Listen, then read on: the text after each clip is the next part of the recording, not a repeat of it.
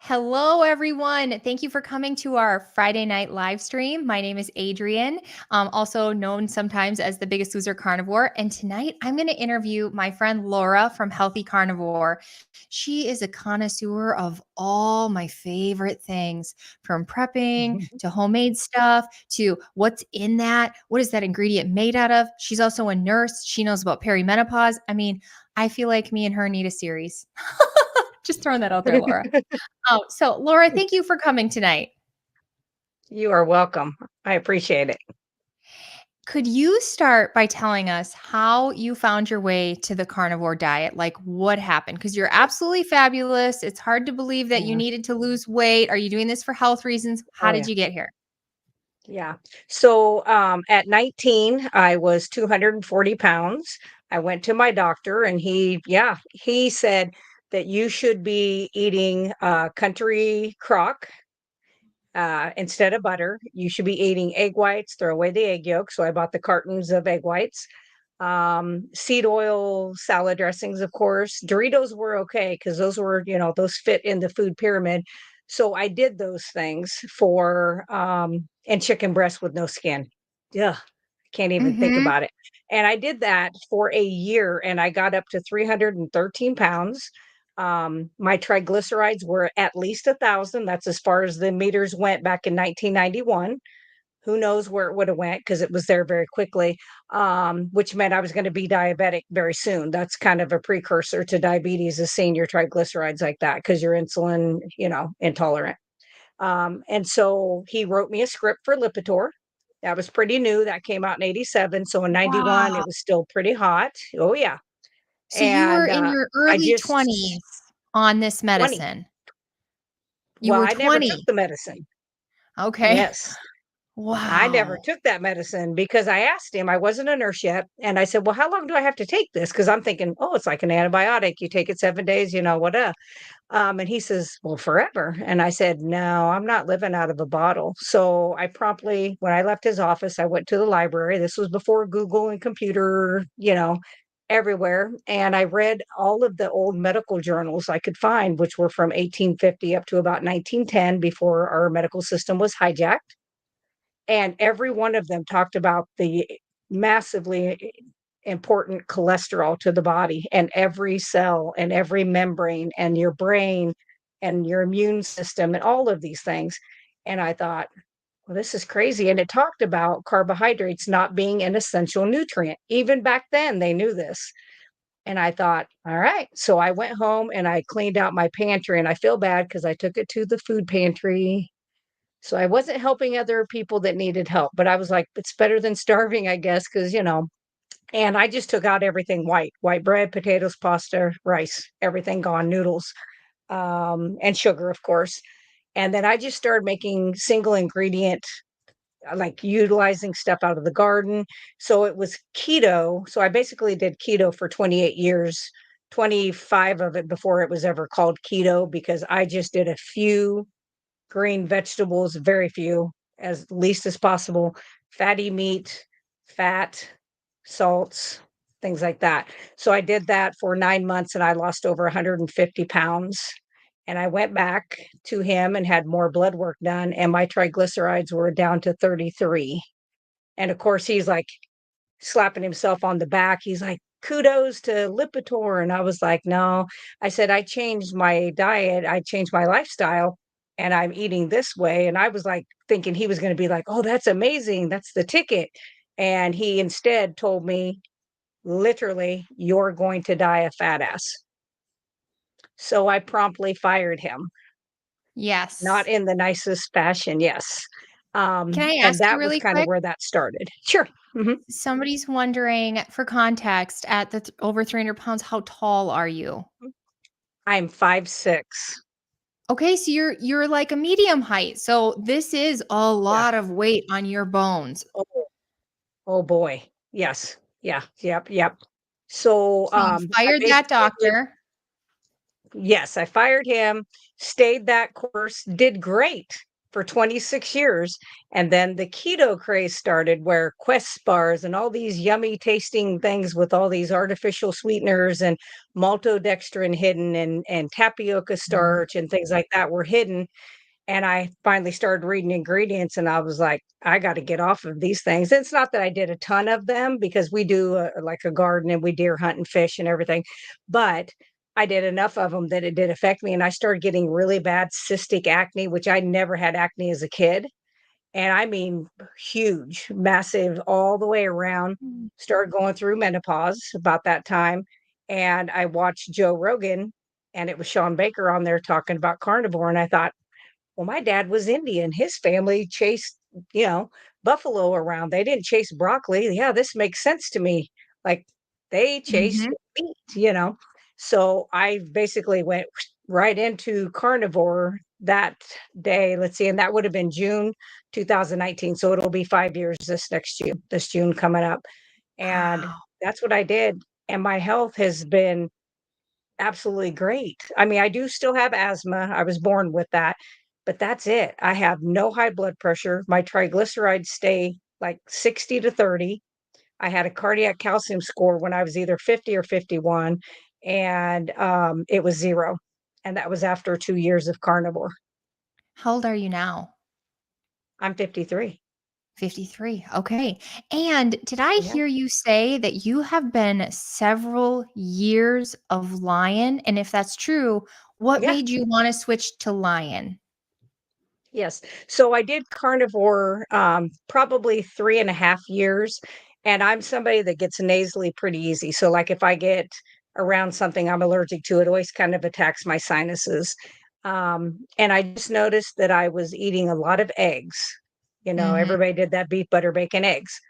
And I knew I can't do a lot of milk. So I could do some butter, but I usually make ghee because too much of the milk will do that to me. So I can't do like heavy whipping cream, stuff like that, or like yogurt and stuff. So I thought, well, let's cut that out. I think I'm having histamine issues. And I would have a little bit of like, not really a rash, but itching along my rib cage. And I was like, I'll bet you that's histamine reactions. So I just cut out chicken, pork, and I was making a lot of pork belly at the time in the air fryer. So I cut those things out and the eggs, and I would just do some egg yolks and it cleared. And I was like, okay. And so every once in a blue moon, I'll get like a filet mignon with the bacon around the outside of it. That doesn't affect me. But if I sat down and tried to eat purse bacon, that you take with you when you're trying to stay, good when you go to a party, I would be so nasally by the end of the night. So I just have done that for about 16 months. Wow. How so Yeah. I went lion for about 60 days or 65 days. Mhm. I started craving other food. How do you deal Did you? with that? It's just you just don't I wanna feel that way, so that's what motivates you? I don't. Yes, so that motivates me. Um, and I would, like I said with G before, on our broadcast, I'm a car person too. So like I used to tinker and rebuild motors and stuff like that. So I love that kind of stuff. So I always knew about like putting the best gasoline, like, you put turbo blue, which is jet fuel in one of my cars. I'd souped up the motor that it needed to have that high of octane. And so I thought, well, the food we put in our mouth is our fuel. So do I want it because it tastes the best, looks the prettiest, or because it does the best job for me? And so I've had to kind of switch that thinking around of, yeah, I know and I really don't crave anymore, but I've done it for so long that I can make brownies for somebody and I just think, I'm sorry, you're poisoning yourself, but I Yeah. don't have craving. And I purposely gave up all the white bread, sugar. I did that the day before Thanksgiving in 1991 because I thought if I can make it through these holidays, then I've got this hands down. And I'm an all or none type of personality. I can't like step down. I'm glad I was never an alcoholic because I couldn't do a 12-step program. Yeah. That's amazing, and I'm telling you, I'm a fangirl. I wish I was next door to you. I would love to know how to fix cars. I think that's fabulous. Every time something Yeah. goes wrong, it just piles up because I just don't wanna deal with it, and I don't know what to do, but I wish, to be so independent, and then you're a Same. hunter too. What Mhm. kinda things do you hunt? Yes.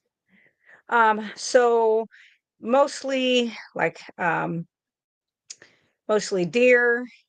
I have shot a few coyotes, not to eat, but because we need to get them thinned down because there's just too many of them. I've shot bobcats because there's too many and they're dangerous. I also bow hunt, but mostly that. Turkey is the main things that we shoot. I've went on like wild boar hunts before with my bow, and then I shotgun hunt, muzzle load. I have a few other calibers that I don't talk about on Do you computer. track too? Yes. Yeah. Yeah. Wow.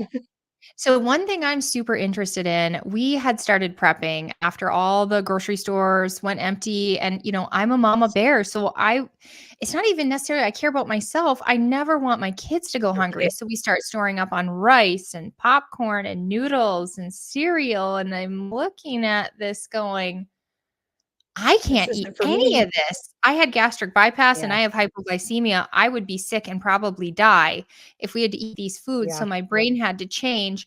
And I recently heard, so we started freeze drying meat. Do you freeze dry anything? I do not. I don't have a freeze dryer, but I make pemmican, which is the opposite. It's dehydrating. And so I dehydrate it to a powder and then I just put fat back into it, equal ratio, and make bars out of it. And then I just tightly pack those and they're good for a long time, up to 10 years. Wow, I got to do that. Another thing I heard you talking about was, did you can tallow? I wasn't sure where that was going. So how, Sure because do. I would like to do this because I feel like whoever has Yes. the fat are going to be the people that Or survive. The people trying to whoever live has the on fat, noodles and yeah, bread and flour. I mean, they're we not going. have cases of flour. I don't even know what to do with it because, like you said, I would I feel do. bad giving it to the pantry. I don't want anybody else to get I know. inflamed. But you can use it for bartering items. So I have alcohol. True. I have things that I would never, even back in the day, I would never do, but I have it because people will barter for those things. Because especially like alcohol, I don't have cigarettes, but alcohol, coffee, things like that, sugar, those are good bartering items. I have honey, and I mean lots of honey. Medicinally, you can use that for different things. Like I make a fermented garlic honey that's really good for like strep. And it's not that everybody's like, but you're carnivore. And I'm like, I'm using it as a medicine. I'm not sitting there drinking the damn thing. And I don't care if they like it or not. If I have strep throat, I'm doing that versus taking Z-Pak because that's not going to kill my gut bacteria. And Z-Pak is. Now, if it gets Yeah, bad enough, I have to do an antibiotic. That's okay. Sometimes you have to, but I'm going to try those things first. Um, that's just how I do it. I don't know. I'm a little quirky, but yeah, I I started know. I doing that. love So it. You're my kind of lady. so I buy ribeye fat. I have a store that's called Fairway, and they save back all of their ribeye fat. They like I hadn't even called them for any for probably a month or two, and I called over to get something else. I think they had brisket on sale, and I was like, I'm gonna cold pack some brisket. And he goes, "Oh, wait, wait, wait." He goes, "Ribeyes are on sale. Do you want a whole ribeye?" And I was like, "You know I do." And then cut it this big, and leave the fat on it. Don't take my fat off. And he goes, "Oh, by the way, we did a special last week with the YMCA." And he says, "We have all this ribeye fat and I put your name on it. Do you want it?" And I mean, it's pretty cheap, but you do have to buy it. And I said, yeah.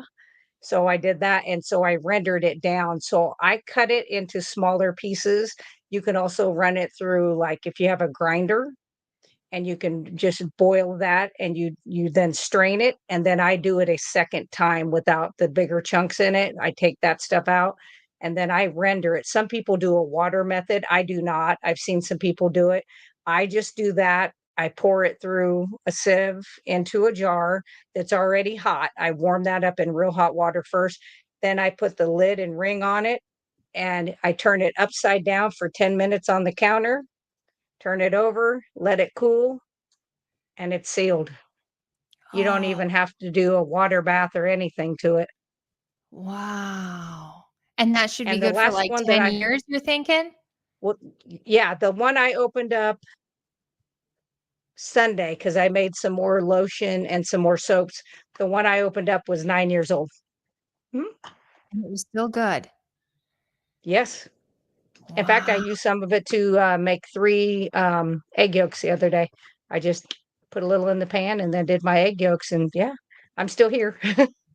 What's real interesting is we had stocked up on olive oil, peanut oil, all these nasty oils, but when you well, olive Mhm. oil is nasty, but when you look at the Right. container, it says it's only good for a year or 2, so it's not a great pantry item. Yeah, it's not good in plastic.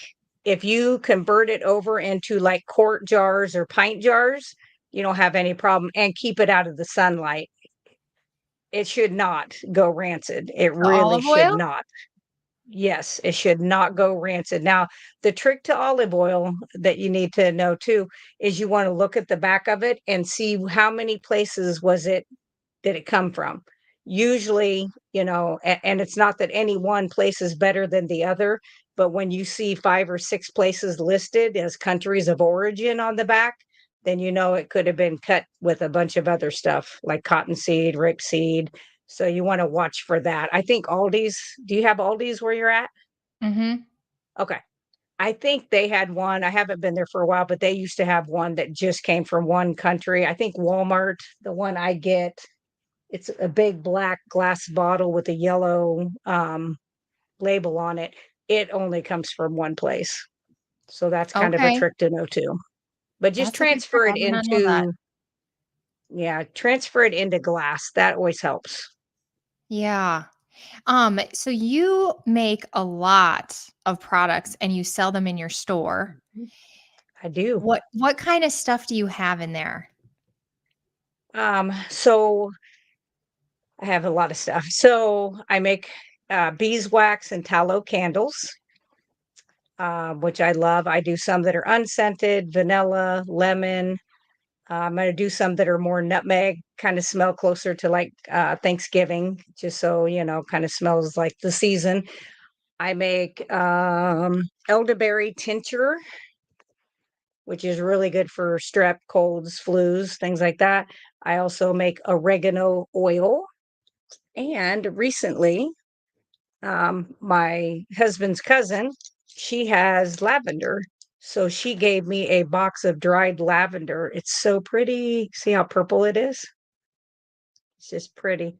But anyway, and so I've been making some tallow lotion. So I make tallow lotion, tallow deodorant, chapstick. What else? Oh, I make body soap, little bars of body soap, and I can show you like these ones are just about cured. I make shampoo bars, and you do not need to have conditioner, but it doesn't leave your hair greasy. And then I make my own tooth powder, which it and face. I do a facial serum, which I had a lady buy a bunch of these today that owns a beauty shop over in a town over in Iowa, and she goes, "Do you know how much they sell that for online for 2 ounces?" I said, "I don't, because I've been making my own for a long time." She says $35, and I said, "Oh, so $8 is pretty cheap." She goes, "That's really cheap." And I said, "Well, I purposely keep it cheap because I've had children before. I've been low income before, and they can't afford a lot of stuff. And so I feel like it needs to be affordable." And I had over 100 quarts of tallow. So, Wow. I've been doing this a long time. But one of my favorite things is my tooth powder. It's remineralizing tooth powder. So that's one of my favorite things that my dentist several years ago said, yeah, poo poo, whatever. Um, but when I have not had any cavities in over 33 years, and my enamel is so strong, they can't believe it. And I never have any stuff for them to clean off. I don't have any plaque. So he's like, most recently when I went to him, he was like, "Well, I guess it's probably helping you some, but I don't know the benefits." And I said, "Well, I can tell you the benefits of not taking fluoride." So they don't usually bring up too much because I'm like, "I got the science too, sweetie." All right, I want to show your website here. Is it showing? There we go. Okay. Yeah, These prices are crazy low, but that's yeah. amazing. I mean, there's your shampoo bar for $4 to $6, your remineralizing tooth Yep. powder, $4 to $6. I need to stock up on some non-toxic candles. This is amazing, Laura. Thanks. And the Deodorant. candles actually clean the air. They actually clean the air. They I really detoxify. need to Yep. get some of that, being I have the chronic Yeah. inflammatory response syndrome.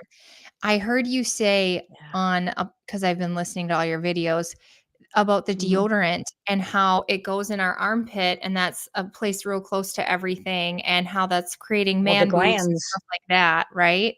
Yes. Yes, and the reason it's doing that is because of it has a lot of these chemicals in it that are, that mimic estrogen. And so it makes them produce more estrogen, which is why you see that gynecomastia, which is boobs on a man, basically. Because all of those glands under your arm, that reuptakes right into it. And then it goes right into your lymphatic system because your lymph glands, you have a ton of them in that area. And so then you just run this stuff all through your body, which is not, it's not good. This is making me so sad because, like, my 12-year-old, he is having issues like that, and I'm seeing it in so many Yep. kids.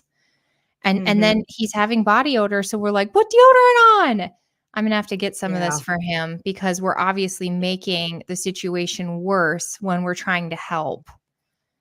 So Well, I and love the this. unfortunate, yeah, the unfortunate thing is, and we don't, I mean, I was the same way when I had my kids, young. I mean, I ate pretty well, because that my daughter was a year old when I started, not even a year old, just 6 months old.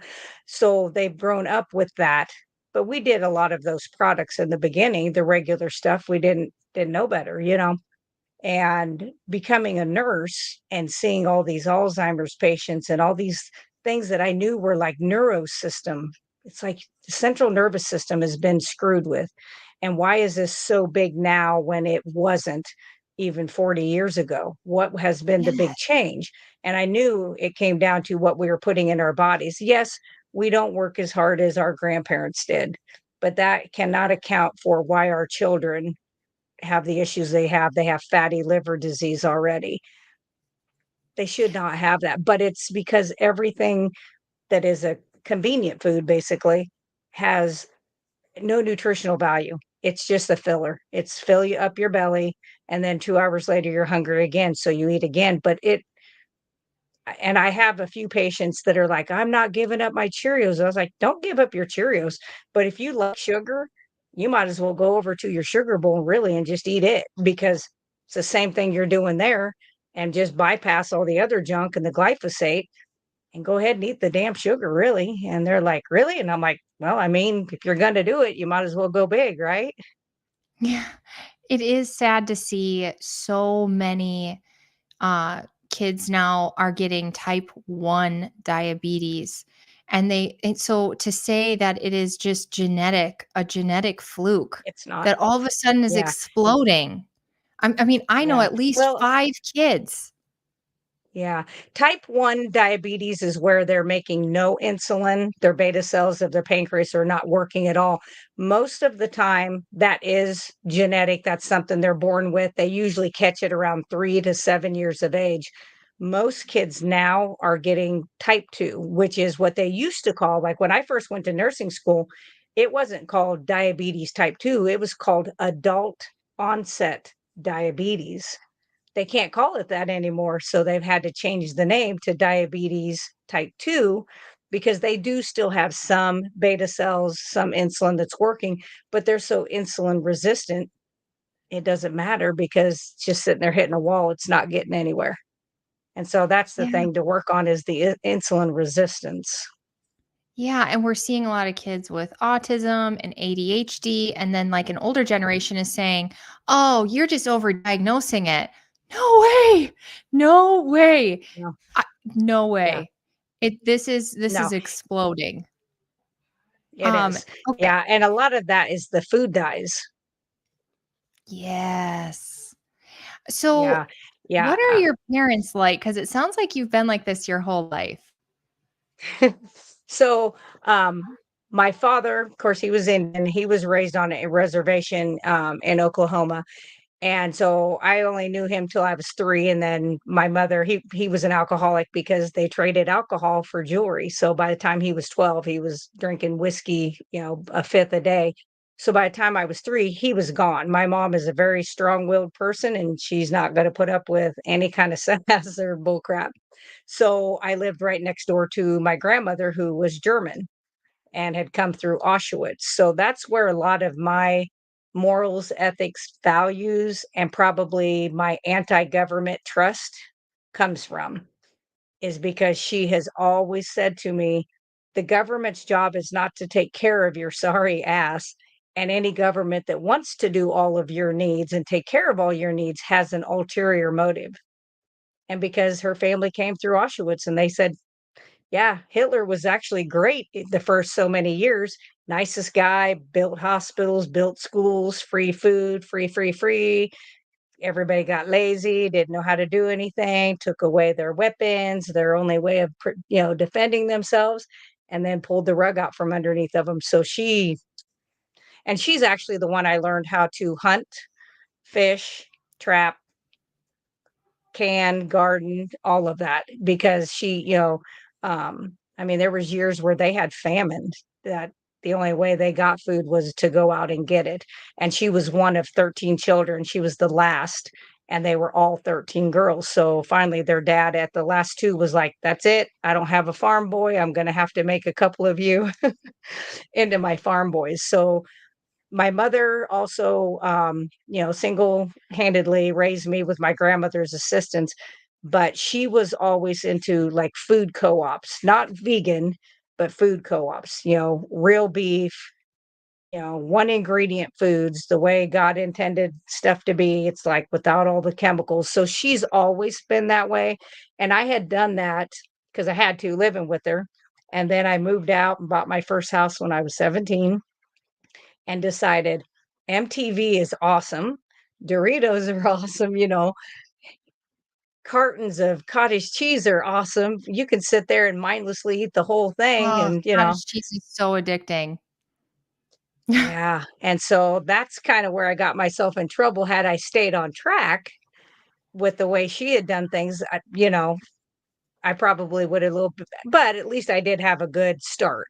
Like my kids, their generation of kids, like she's going to be 33 this year.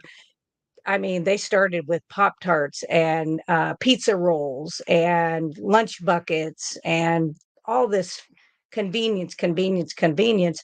And they got some of that, not a lot, but they got some of it. And now that they're having kids, they're seeing like, oh yeah, and they all hunt, fish, garden, can. They know all of that stuff. Um, so that's been helpful. Is at least they know that stuff so that they don't, have to feed their kids a ton of that. They do still get some of those things, but it's just on occasion. I studied abroad in the Czech Republic, and then I went over to the Slovak Republic, and we part of our trip was going to an actual concentration camp. One second. Okay, my husband's here. Yay, someone to take care of the kids. Okay. I've been sitting here with the monitor going, please God, let them Yeah, be let them okay. behave. Earlier today, they were hiding under a blanket and then jumping on top of each other. It's how do boys live? I don't know. They're little crazy people. But so it was Strong very bones. interesting to see what had happened in real life, to see the history in real life of Mhm, something that could happen and people not realize, like, until you see it with your own eyes or like really study it, mhm. you just don't believe how bad it could be because it's so good right now. And then I stayed Yeah, with a family and they took me and showed me the flats where everybody had to live because it had to be equal, and how they all yep, became slums because nobody took care of them because it was free. yep, And the maintenance people, everybody was given a job, but you were paid no matter what. So why even do your job? And how they had the yeah, tickets for food, but there was no food to fill their yep, tickets. And so they would just eat boiled water all the time with salt. And yep, yeah, I'm I'm with you. yeah. My dad Well, is that's also what an I tell expert in people. what? I tell people a lot of times, I take care of a generation for anywhere from 105 down to 25 has been my youngest person in home health. And the older generation, they remember the Depression. They remember World War II, but we haven't had that. Like my lifetime, your lifetime, we haven't seen it. Even our parents barely, maybe just my mom, just a teeny bit of it. And but I tell people, I'm like, you do realize if we go to war over here, there's no pharmacy, there's no gas station, there's no grocery stores.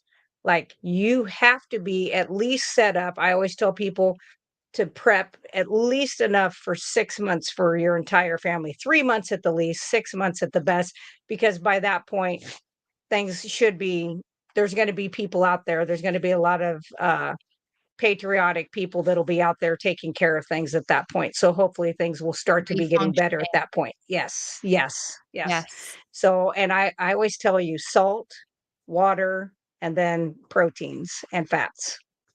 What would you do for water? That is one area we do not have. Like, we have a few Yeah, cases of water. It would be like maybe through a week because you can't yeah, really store all that water. Do you have a hand pump? yeah. We actually have a cistern in our yard. That's how old of a area we live in. So it can collect rainwater and then you can pump out of it if you need to. We also have a well on the property. I wouldn't drink it, but I would use it to wash clothes if I needed to. And then in our garage, we have two 55-gallon plastic, like food grade big blue containers that have water. And of course, you only fill them up to about this far from the top so that they can freeze and stuff during the winter and not blow up. They don't come out. And then I also have any glass bottles. I mean, did you ever do keto before? I thought I was doing keto, but it turned out I was dirty, dirty keto. Yeah, but you did tons of pickles, pickles, pickles, pickles. So I kept all the Mm. pickle and olive jars and I washed them out and I filled them with water. I put a pinch of pink salt in there, put the lid on, and they're stored in my room, in my little prep room here where I put supplies and where I make all of my stuff. I have metal shelving that's up against the walls, basically. And on the undersides, all of those shelves have water. Now, there's only two of us in our house, so it's not going to take as much. But I would always recommend getting water and putting it in glass jars is really the best. Anything in plastic, if the sun hits it, it can leach the plastic into the water. So I try to avoid that. But if you do have it in plastic, make sure you keep it in like a closet where it's dark. You just don't want sunlight hitting it. I mean, it's still going to be better than not having any water, but I do recommend trying to get, like I said, every time somebody empties out a jar, or if you see like a buy sell trade site on Facebook in your area that have like quart jars or pint jars cheap, I go buy the crap out of those because I can a lot, but I'll utilize those for water as well. So And just something like that. It's pretty easy. when you make your pemmican bars, what is the secret? Like, do you do equal weight of dried beef or dried meat Dear. with the equal Hmm. weight of fat? Yes. Yep, and then I put, I use Redmond's real salt. I also have, like, Baja and Celtic salt, but Redmond real salt's my favorite, and I have, like, the hickory flavor and all that.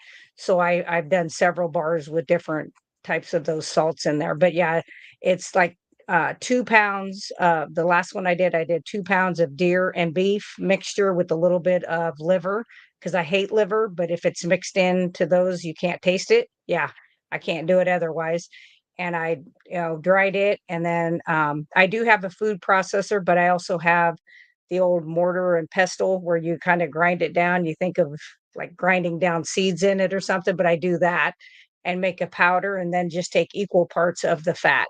And then I use like an old Texas sheet cake pan that's never been used for Texas sheet cake, and I put it in there and allow it to dry, and then I cut it into bars that I want, however much I think I need, and then I put that in baggies and just air seal those. And like I said, they're good for up to about 10 years. Hi. Hi, you there? We just had a Yeah, really, really, really bad storm and our internet is horrible. in and out. Yeah. We could get one too. We had one earlier today. It's like nasty here all the time. But anyway, okay, continue. So you were Yeah. yeah, I forgot So where you were now at. I was at pemmican. So the pemmican recipes though are all over. Like if somebody's keto or they're on the standard American diet, they can put seeds, fruits, like berries, blueberries, raspberries, things like that. I just don't do that. I just do salt, the meat, the fat, and that's it. Do you raise any animals? Only pets. And I'm So not like eating no any pets. chickens or anything like that? No, my daughter has chickens, turkeys, ducks, 2 geese, and quail. Not as many How as you many have though. quail? Yeah, like 20. When I heard you, I was like, "That's a lot of quail." I know, it's really addicting. You start hatching them, and they're so Yeah, cute. They're so I little know, cute, and then they make the I cutest know. little eggs, and next thing you know, you've They got are cute. 600, it's quail math. Yes, And yes. my husband Yeah, was the building eggs are cages like beautiful. crazy, and, we were Yeah. getting, like, 2 gallons of eggs a day. And Wow. Wow. yeah, it was crazy, and but then I became carnivore, and I realized, because we were eating the males, because we would hatch Right, the birds, we only wanted the females, we would keep, like, 1 in every 6 would be we would keep right, 1 in 6 males, and so the rest of the males would go to the freezer, and then I right. realized this isn't the greatest meat in the world. Like, bird meat isn't the best Nope, meat. It's very, very lean. no. It's not super satiating. I don't think if an apocalypse came that was going say with rabbit meat's super Yeah, lean. We yep, were raising meat yep, chickens too. Those were pretty lean. So it yeah, wasn't so if the apocalypse comes, I think we're gonna move to our friend's farm and help raise some yeah. cow. That's smart, Like, yeah, even if we have and to live in a we live. tent. That's right, yeah, but, I mean, we live in an area, like I said, in Illinois here where we have organic beef farmers, we have some that do it the, grain, I avoid them, so that's always available. The store that I go to, actually gets their meat, both their beef and their pork from somebody I went to high school with, and he is an organic farmer. He does slop hogs the old-fashioned way. They're not put in these horrible confinements. His cows are grazing, they are grass-fed, grass-finished, and he says takes 2 years for them to get to weight, but he says they're better, they're better quality meat, so, yeah, I think the meat supply I have and I have so much of it canned, I'm not kidding you. This is brisket that's canned, Mm. I have hamburger that's canned, I have scrambled eggs and hamburger that are That's canned. scrambled eggs? Can you show that That's again? scrambled eggs. Uh-huh. Scrambled eggs. Now it's got some fat in the bottom. That's why it looks like that.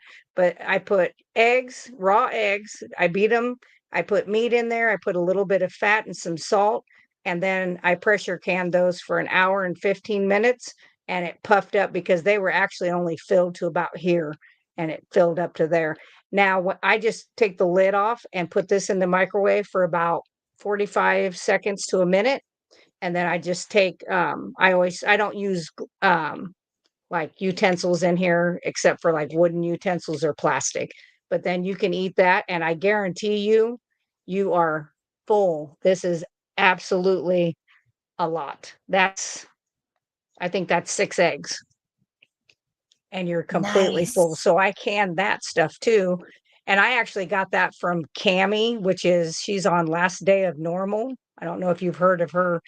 We were doing a prepping thing, and, it might have been with Nia, I think, on Nia's Way, and we were going over prep items, and she was like, "Have you ever done scrambled eggs?" And I was like, "Shut your mouth. What?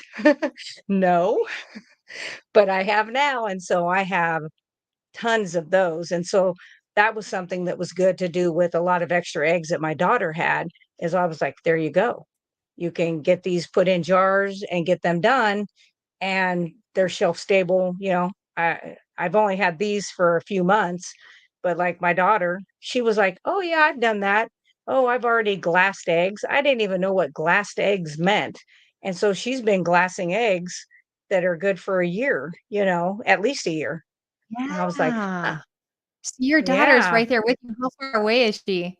Oh, about 6 miles, 7 miles. Perfect. Yeah. And what town do you live in again? I'm just kidding. I I know love it. I everybody's love like, it. I know G's always like, "If anything happens, we're coming up to your house." And I said, "You'll be safe here." I always say, I had somebody one time that and they were a vegan, which I don't care. I'm you be whatever you want to be, but they were kind of coming at me about being conservative and being a Second Amendment person. And I said, if the shit ever hits the fan, you're going to want to be at my house because I don't care what color you are. I don't care what you do with your life. But if you're in my town, it's like that Jason Aldean song. We'll make sure you're taken care of. And she was like, blink, blink, blink. She didn't really have anything to say to that. It was like, what can you say back? I mean, I don't hate you because you're a vegan. Yeah. Yeah. Um, yeah, it is crazy. I think all the time. Did you ever watch the movie Idiocracy? I didn't. I'm bad about watching movies because when the actresses and actors start giving us their beliefs and you're stupid for thinking this way at their Oscars and all those, I was like, I'm done. So very rarely. I've seen a few like Sound of Freedom and things like that from Angel Studios, but no, I haven't seen too much other things. I I have a difficult time watching anything since 2020. Any really Yeah. once your eyes are open to it, it's difficult to watch anything from 2008 on. It's very Yeah. difficult. All of a sudden it became very propagaty. But anyway, so Yes. there's this movie Idiocracy, and this guy gets put in a capsule, and then it was like a government experiment or something. And then I don't know, 100 years later, the capsule breaks open, and he gets put into this world, and they're like watering the ground with Gatorade because electrolytes, and all the plants are dead.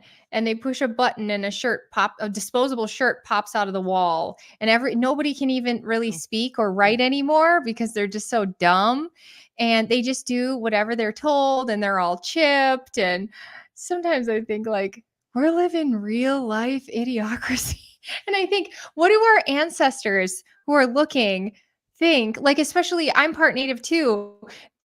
The thought that we have to be told, we need a study that it's healthy for us to go put our feet in the dirt and see the sun, that the sun makes us feel good, and we need studies to tell us that. I just think, don't you think our ancestors are looking Yeah. down going, What the heck happened to them? Yeah. Yeah, and I've grounded for a long time. We actually, even though we're a very small town, we are a very small town, but then where I work is just 7 miles away. And I don't know, it probably has maybe 3,000 people in it. So if that tells you my town's like less than 100. And but we have 2 holistic functional doctors actually in that small what? town. Yes. Wow. Very lucky, and actually one of them is an OBGYN. She is a functional holistic OBGYN. Yeah. So we're very fortunate, Part of the but, reason that I found carnivore is because when I was pregnant with my last baby, he was born at the end of 2021. So he's this period yep, baby. I'm not going to say yep, the swear word. And yeah, I didn't want to go in the hospital and test positive for something and then have my baby taken away, or who knows what, yeah, you know? yeah, Also, yeah. I'm a labor person where the baby just comes out. I forget what you call that. The baby just comes out. And Oh, so you I just go planned a home fast? birth with a Yeah, midwife, and she yeah, told me to eat. I told her, listen, I have 4 other pregnancies, and here's what happened. I had preeclampsia. I lost a baby at 20 weeks. I had anemia. I had a traumatic birth. Would you still take me? Oh, and I had gastric bypass. Would you still take me? And she was like, yeah, of course I'll take you. And she goes, okay, here's what I want you to yeah, do. I want you to eat a ton of red meat. I want you to eat a little bit of Yep. organ or desiccated organ, a bunch of butter. And she Right. said, if you can eat 12 eggs a day, eat 12 eggs a day. So she was a very much Lily Nichols midwife. And that was Yes. what got my brain trained. And she was like, oh, and by the way, salt is good for you. So you're going to need Yes. that. Yes. And that was one Yeah. of the things Good that for her. changed my brain was my midwife.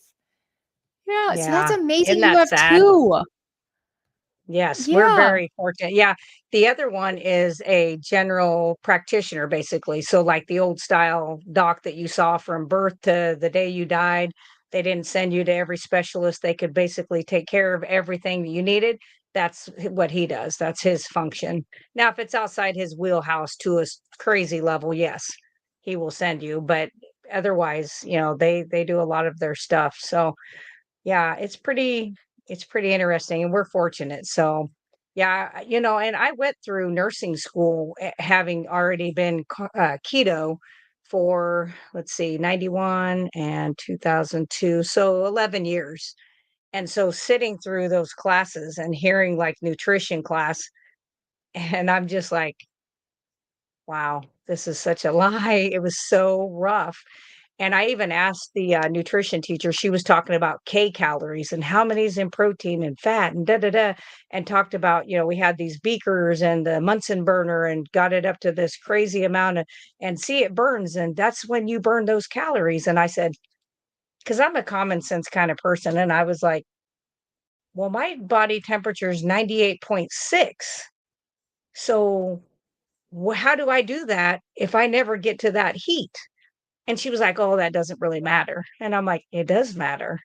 And that's when I was like, "Calories don't mean a damn thing. Your body's not sitting there going, I didn't get enough or I need more calories." Food, yes, like the amount of food and the quality of your food, your body's going to know if you're not getting enough of. Has nothing to do with calories because most days I probably take in 3,500 calories, which is a crazy amount when you think about for years, I did 800, maybe 1,000, most of the time less. Yes. Yeah. Yes. Because you're eating the right things and your metabolism's great now. Hey, so another experience you have, so you're currently a nurse, but before this, did you say Mhm. you worked in the food industry?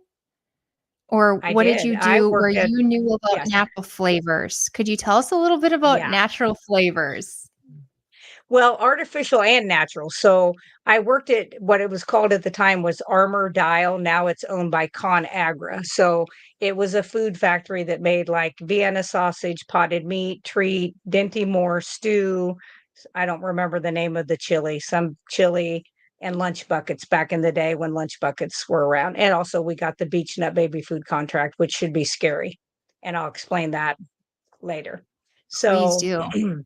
the scariest thing was working in the factory. I mean, it was clean when I was compared to the other factory. I had built semis when I was 18 up till I was like 24. And so I built semis. So it was dirtier place. It was still fun. It was nice to work with a bunch of men because they don't bicker and fight like women in those areas do. And so it was kind of nice. And I grew up in an all boy neighborhood. So I just resonated with them and I don't like drama. I'm not a drama person. So it just worked out better. So, but I went from that to the food factory. I was like, boy, this is so clean. Kinda. Cause then we had college help in the summer and we had these big stainless steel vats and we had one sitting on a scale and all these college kids are in their little white jumpsuits and they're standing around it and I'm up on a machine working and I just see these kids start funk, funk, funk, falling down. And I was like, oh shit, I'm the safety person because I was a union steward. So I go running over there and I was like, what is going on? I didn't know if there was a gas leak. I didn't know what it was. And they're like, no, look in there. And they were dumping out cans of treat that had been sent back from Walmart because the seal was bad on them. And so they bloated real bad. There were white little crawly things. I don't know if anybody can stomach it, but they were maggots. And I mean lots of them. And I was like, oh crap. So we had a USDA inspector, which makes everybody feel warm and fuzzy. You got a USDA inspector at your place where they make your food. And I called him over and I said, we have to dump this. And he goes, no, we have to test it. And so they do a core sample down into that, and they take the pounds of meat, which was 2,000 pounds, and they divide it by how many, whatever it is, the contaminant that's in there by that weight. And if it's less than a third of the weight, it's reground and repackaged. And yes, it was. Yep. We found a human finger with a fingernail still on it in a thing of meat, and they just took it out, did a core sample, and on it went. I ate no canned products from the store the entire time I worked there. But we got the beech nut baby food contract, and it was before 99, so it would have been 1998. And then a week or two later, Alpo came through, Purina came through, and we did not qualify. They turned us down because we didn't hit Turned down for dog their food, but you're cleanliness. doing baby Yes. food? Yep. We're doing baby Okay, food, keep going. beach nut baby food. We got the contract with them, no problem. We hit all their milestones that they needed us to hit. They come through, the dog food company comes through, and you hear it out on when you're out working, oh, they turned us down, da da da. So being a union steward, of course we're involved in that, and so we hear about it. And they said that they have to have so many less parts per whatever weight that's artificial, just like horses need very clean food, clean water, dogs and cats need clean. Apparently we don't have to, so their food has to have less contaminants. It's less allowed. And so then in Y2K, of course, 99, I looked at that same USDA guy and I said, so what you're telling me is if Y2K happens, I'm better to go to the grocery store and take the Alpo off of the shelf than I am the beech nut baby food. And he says, that's what I'll be grabbing. And I was like, oh, how horrible. So a lot of the ingredients that we're not only allowed to use, but they just, it's reckless what's allowed to be used in our food. So, like people love imitation vanilla. And, I've had people Yes. go, "Oh, I don't believe you." And I'm like, "Look it up." So, imitation vanilla, um, about 85% of it, some of it's chemical, but literally it is from a gland at the back of a beaver's butt. It is beaver butt gland that they use to make imitation vanilla, which is in a lot of products, a lot of products. So, Where are they getting I've all had the people go, beavers? I know. I was like, they're not killing them. So are they just accosting these beavers and then putting them back out? you know, and Wow. these big Lots of factories. people Yeah. use imitation vanilla because regular vanilla is so expensive. Yeah. Well, and I'm sure they cut it down. So, like, when you make vanilla, pure vanilla, you get like the vanilla beans and then you put it in a jar with like either Everclear vodka to pull that. Yep. And that's how you make vanilla. So I'm sure they do the same thing with that. It may be this much gland excrement, whatever you want to call it, and then they mix it with something else so that it goes further. But I know I'm just like, look at your ingredients. And that's the other thing is I tell people, read the back of the ingredients that you're buying on your food because the number of dyes, the number of food additives, the vegetable oils that are snuck in, the 70 some names that I know of. And I heard somebody the other day say there's over 100 names of sugar now. Used to be 72 that are hidden and bioengineered. Everybody's like, oh, yeah. My mom goes, well, that's just GMO. And I said, Mom, I worked at a food factory. We did not change that label for any reason unless we had to. Everybody's been used to seeing GMO. We didn't squawk at GMO, most people. They're not going to just change it if that's still all it is GMO. So I use a search engine called DuckDuckGo. I don't use Google for the most part. And we went and looked that up, and it also can be lab created. So if you see bioengineered, like if I had meat from a store and it said bioengineered, I'm not buying it. It's cancer meat. Yeah, Yeah. I'm just not gonna buy it. So But they don't have to disclose what they mean by artificial or natural flavor. They're not telling they us don't. where that came from. They don't have to. Yeah, food Do you have any regulations other good are examples? um, Somebody here let's said see. they heard that cinnamon is sawdust. It is also, along with that, um, like your grated cheese. It used to Uh, have modified, like, potato starch in it to keep it from clumping, and now they use a cellulose starch, which is also sawdust. So, yeah, you just have oh, to yeah, you're always better off, even though I know it's a pain, you're always better off if you're able to eat cheese, is to grate it yourself. It buying yes. it and I know it's easier, but if you can just get it and grate it up yourself when you need to, yeah, you're always gonna be better off, and I just tell people because all of my patients get nutritional education, because they all have metabolic diseases. Every single one of them have something metabolically wrong on top of whatever else they have going on, and I'm like, even they're like, "I can't eat carnivore." I said, "I'm not telling every person in the world to eat carnivore. It's what works for me." But I'm like, I would go with single ingredient foods. I would think there is no factory with food chemists that is ever going to make food that is better for a human than what was put here. It's just not, there's no way. And nobody can prove it to me. Did you watch the Sean Baker interview with the vegan lady with the cow ears on and the cow head?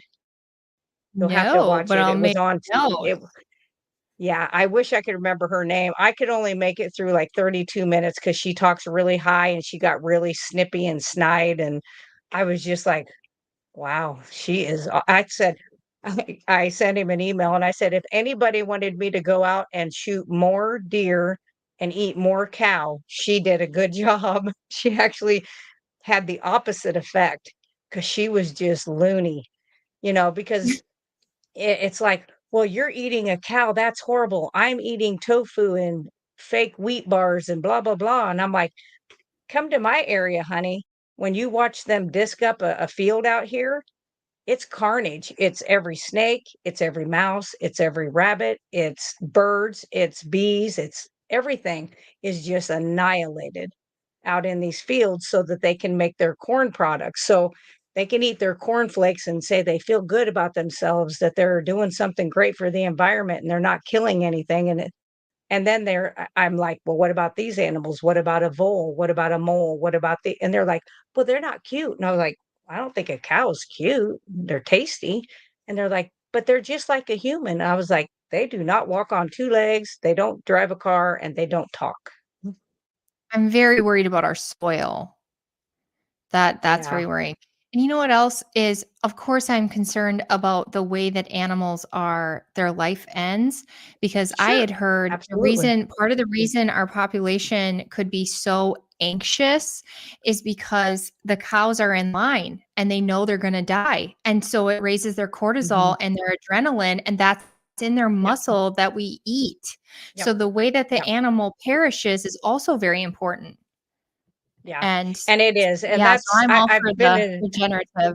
It's an overwhelming oh, idea to have to yes. learn how to redo this, how to Yeah, redo our farming. It's yeah, very overwhelming, but I but the totally sad see it. thing We need is, to replenish our it's soil and take care of our animals. yeah, the thing is it's really not hard, like, I am in an area that I have farmers that have cows, pigs, and crop fields, so they may have 2 sections that are different fields, so this one's corn this year, the next one this one over here, soybeans.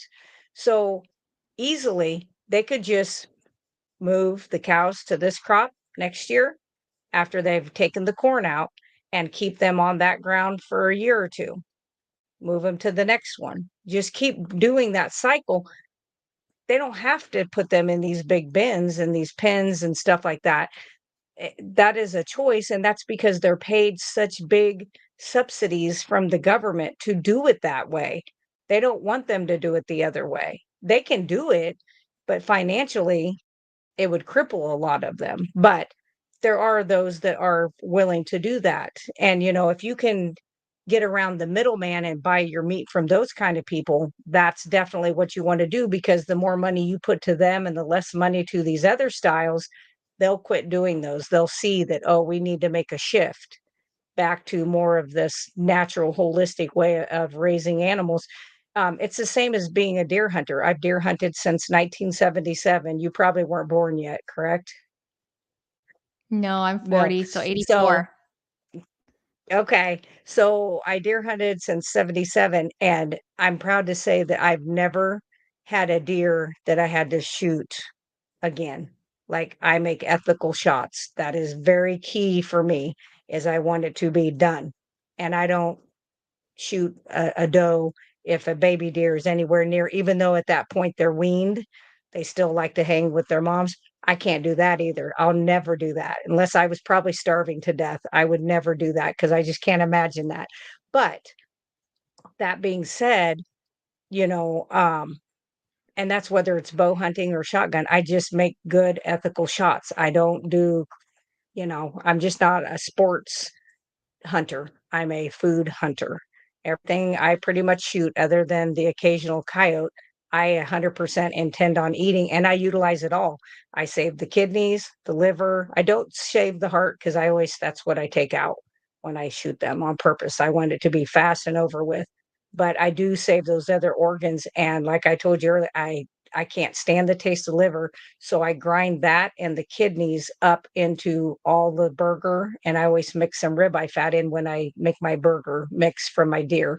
And you can't taste it, but you get all the good vitamins out of it. But yeah, if the subsidies just aren't there for regenerative farming, they don't want it. They say they want it, and that's what's great, but they don't put their money where their mouth is. They don't help with those things, and they The fight thing them. that breaks my heart and should break every single person's heart is watching our kids get sick because they're not being nourished. That's Yep. unethical. Watching our elderly going into these nursing homes, they've got dementia, they've got diabetes, they might be skinny, but their brain is going, and we're feeding them Mm, toast with jelly and then giving them a glass of yeah, orange juice, and we're not giving them any protein.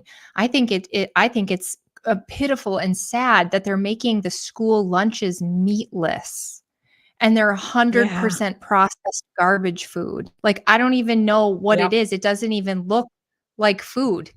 It it doesn't even yeah, look like anything that even came from the earth.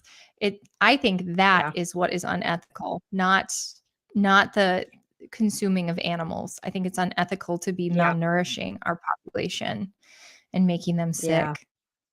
But yeah, and my anything did children, I miss anything, Laura? I don't Yep. think so. I don't think so. I'm trying to think.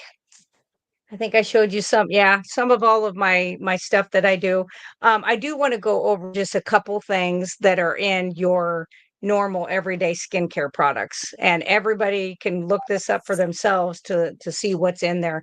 So, formaldehyde is in a lot of our products, which I don't really need my underarms to look great in 10 years, so I'm not sure why formaldehyde's put in there. I mean, I do know why they put it there, but we're one of the only countries that allow it to be used in any kind of cosmetics or skincare products. The European Union banned all of the formaldehyde containing cosmetics in 2000. So they're way ahead of us.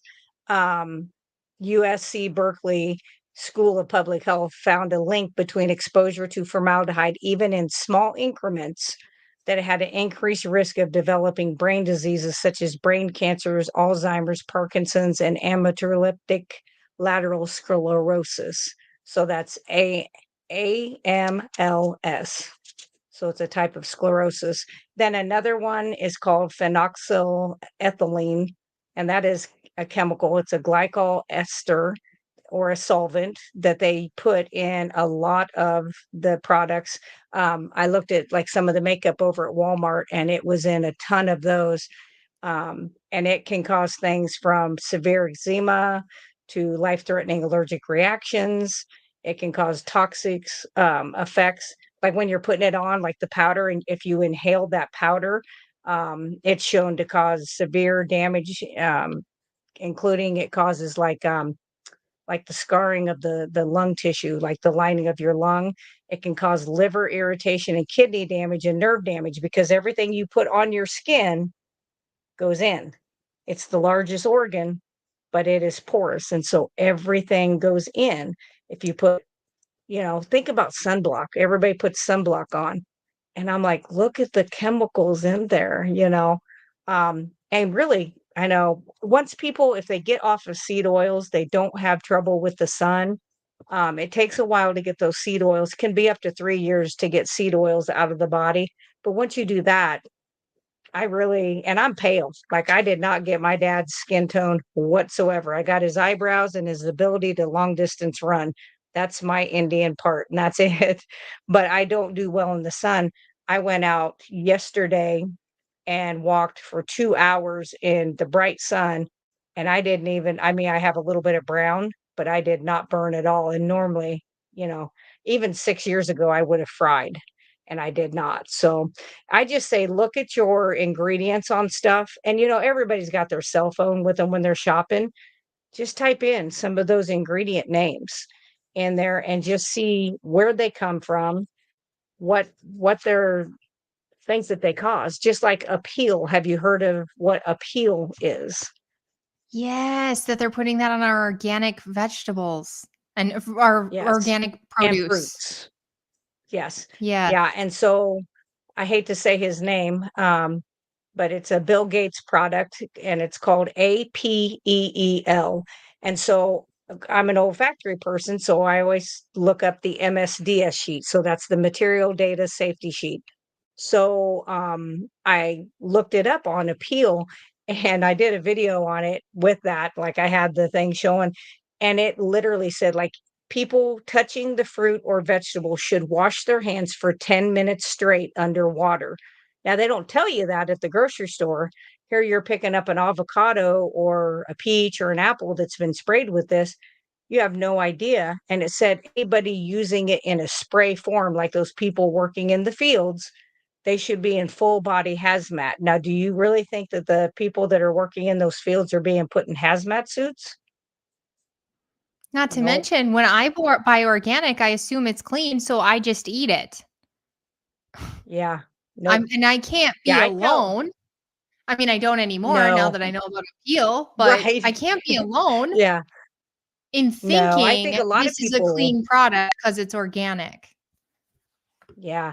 And I do tell everybody, like, spill your sink with water, like 4 parts water, 1 part like vinegar, and just let your fruit and vegetables kind of sit in there, 3 to 5 minutes. You can do as long as 15. Take them out. It's not going to help with the appeal, but it'll help with regular pesticides that don't go through.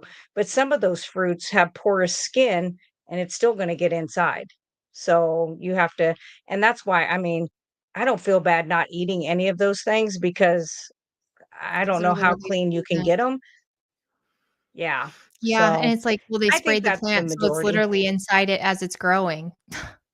So you can't Sure. wash it off the outside because they And sprayed it no, really early, and they get some it of in the the stuff. ground and around the roots, and that's where the nutrients come up to make the plants. So, yeah, I just say eat We single did ingredients best you can, do the best you can.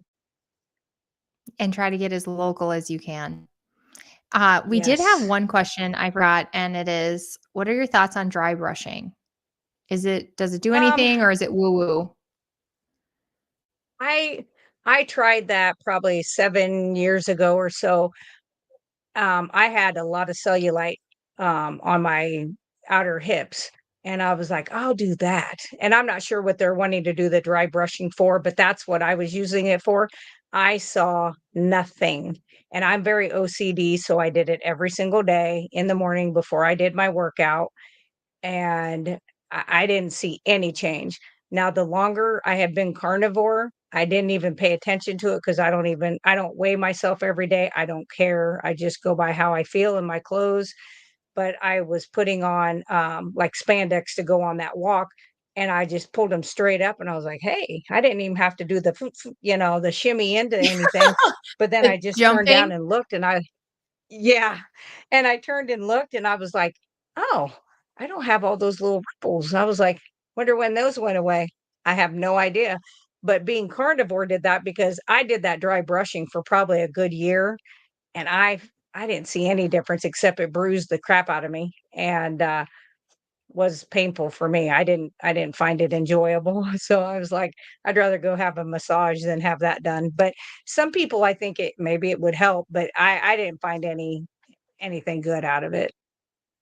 I spent money. Well, you have a much bigger following than I do, but I'm gonna show your YouTube anyway, just in case anybody hasn't seen it.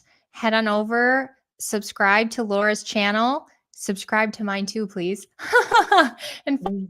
follow us for good conversation and good talk. Laura collaborates with a lot of people who have tried a lot of things. So it's not just her expertise. There will be a lot of other expertise in there. And then over on her videos, she has some how-tos, how to make soap, how to make shampoo, how to can things.